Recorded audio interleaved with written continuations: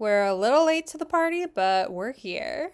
75 Hard. If you're not familiar, it's a popular challenge where for 75 days straight, you do the following each day. 1, stick to a diet. You pick any diet you want, but you have to stick to it completely. No cheat meals and also no alcohol. 2, drink a gallon of water. 3, read 10 pages of a nonfiction book. 4, complete two 45-minute workouts. One of the workouts must be outdoors. And 5, take a progress photo. If you miss any one of those 5 things in a day, you have to start over from day 1. Here's how things went. I'm gonna run y'all through the timeline, thoughts on each aspect of the challenge, the results, and tips and tricks that we picked up in case you're interested in doing it yourself. Me, Anna Mae, my partner Tucker, and our BFF Dill started this challenge on August 19th.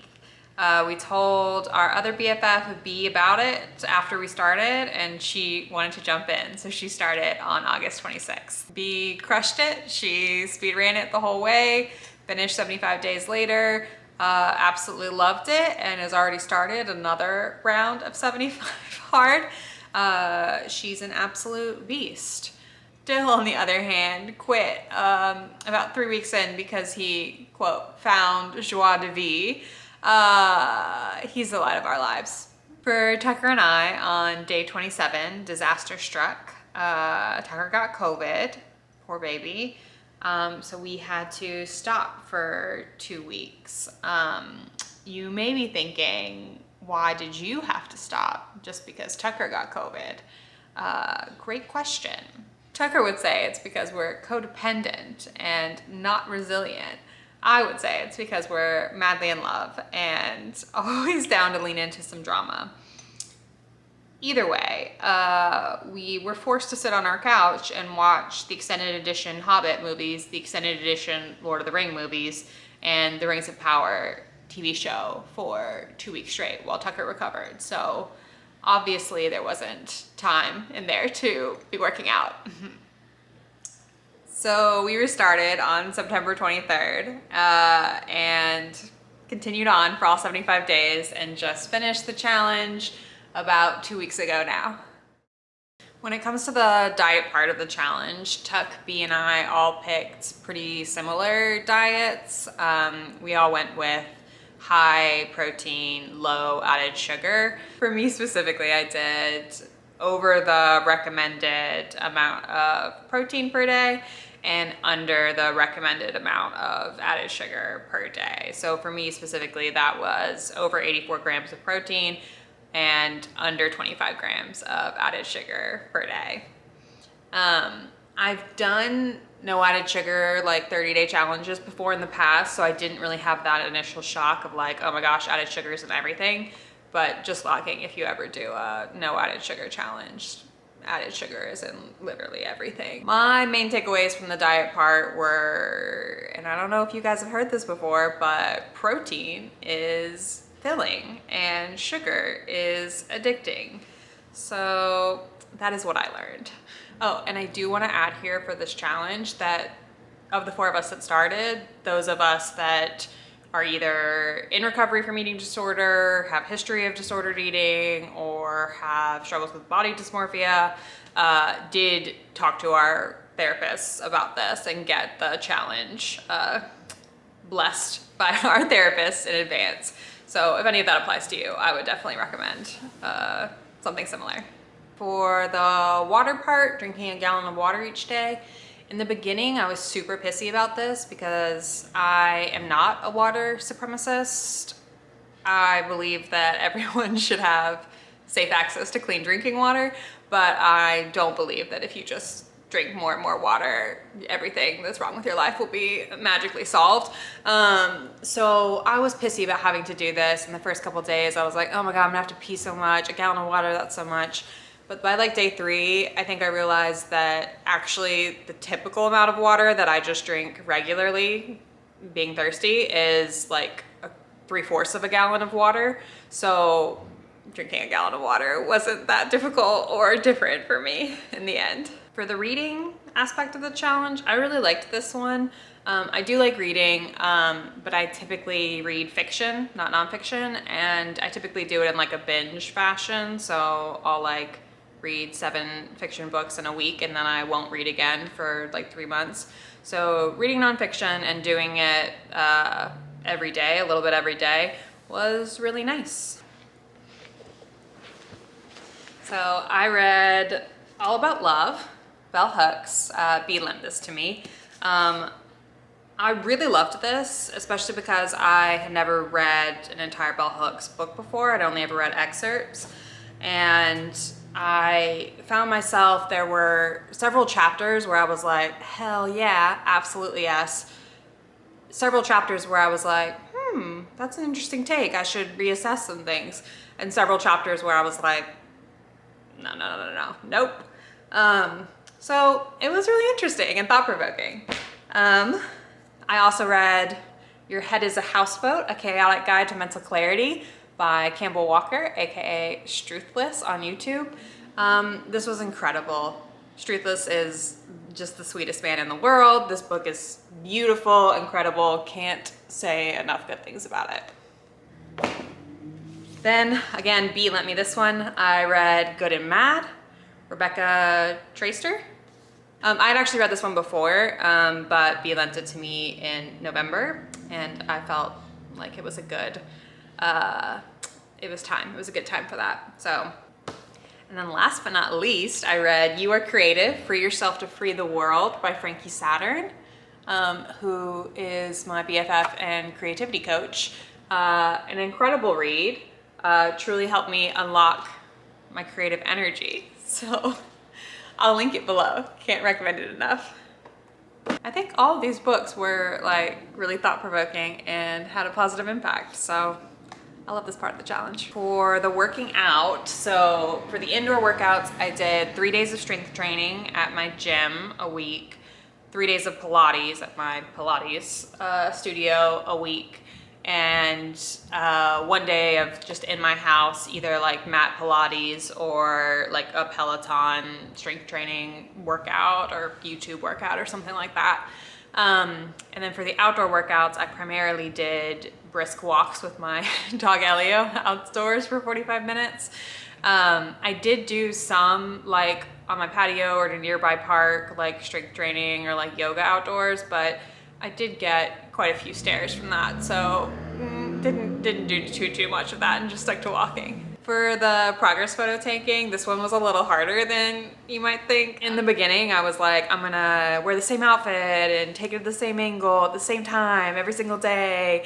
But then I ended up just kind of a lot of days just taking it whenever I remember to at whatever point in time in the day, wherever I was. So not an ideal linear path there. Time to run through the team's big takeaways and results. For Dill, I think while he was doing the challenge, I think he enjoyed it. He did say that for his outdoor workouts, he found like a lot of cute nearby parks that he didn't know about before he did the challenge, so that all seemed nice. And then for Bea, she obviously loved the challenge and is continuing on doing another round. My biggest shock on her journey was, so she gets chronic migraines, and in the first few weeks of doing 75 hard, she didn't have a migraine, which was like the longest she had gone without having a migraine in forever. So I was like, oh my God, 75 hard cures migraines. We have to tell everyone. But then she told me apparently cutting added sugar is like one of the main things doctors recommend when you have migraines. It's like get more sleep, drink more water, cut added sugar, don't experience stress. So I think it was probably directly the cutting added sugar that did it for her. And she now, like it stopped for a couple of weeks, but now her migraines are back and they're not any less frequent or less debilitating. So not as exciting as I was kind of hoping. Tucker, I don't think had that many takeaways. He was perfect before and he's perfect now and he enjoyed himself. For me, the main reason I wanted to do this is because it's sold as like a mental toughness, diligence challenge. And I genuinely do believe that if I was a person that did what they said that they were gonna do, that my life would be hugely improved by that. I used to be that type of person, and then I experienced a wee bit of like massive corporate burnout. So stopped being someone whose like declarations could be counted upon. So I think through doing this, it helped me get some of that back and helped me feel more mentally tough or diligent or whatever. So in that way, it did what I needed it to do. And this allegedly isn't a fitness challenge, but obviously there are aspects of it that are fitness related. So content warning, body pictures, and discussion. I don't feel like my body changed that much looking through the progress photos, which I really like my body, so that's totally fine. The main thing that I was kind of hoping to do was add muscle in my arms, and I think it would be maybe hard for y'all to see that here, but I can tell that I did do that over the course of the 75 days, so I'm pretty happy about that. Also, I can say for sure that my skin cleared up dramatically when I was doing the challenge. I didn't really notice that until I stopped doing the challenge and started eating sugar again. I think that was the main component of that. So for the past 2 weeks, I've been eating sugar and just having massive breakouts, and I was like, oh, my skin was clear for like the last 60 days of that whole challenge. So I did get a DEXA scan after completing the challenge, which is like a little X-ray scan that measures your bone density and body composition. I didn't get one before I started the challenge because I'm not made of money, but I do get one like once a year. So I do have last year's December DEXA scan and this year's December DEXA scan.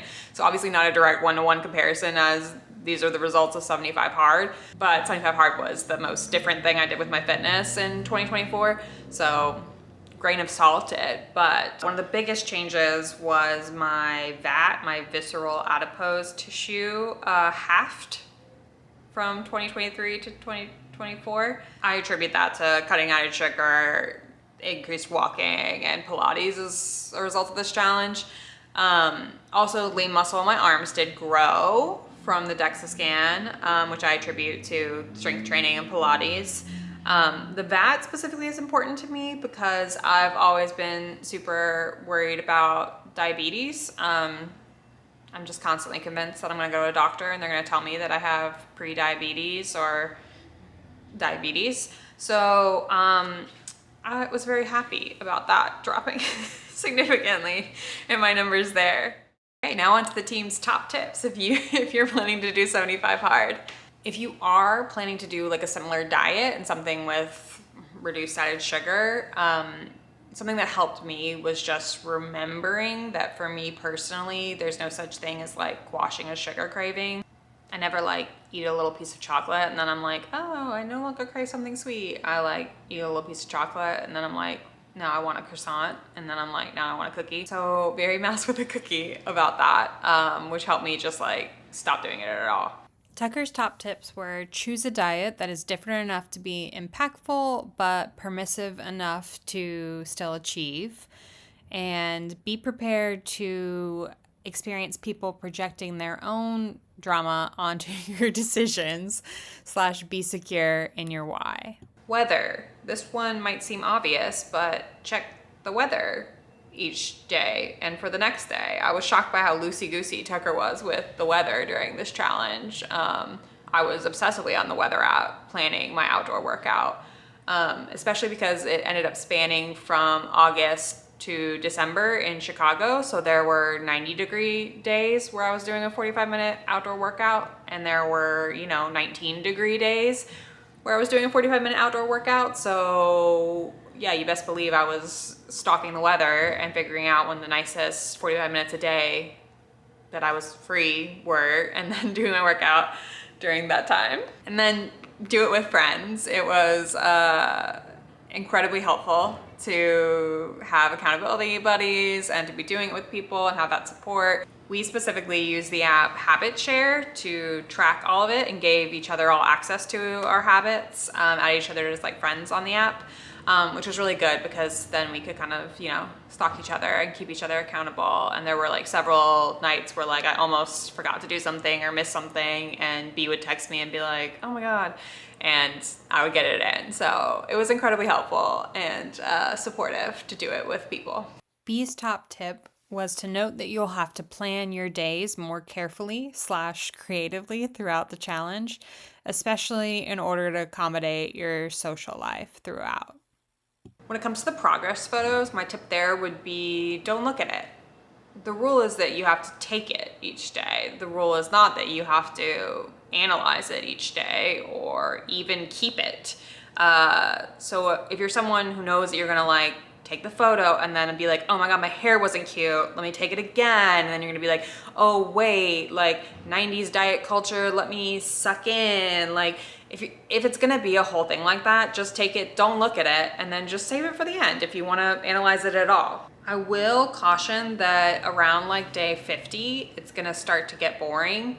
It's gonna start to feel like not that much of a challenge.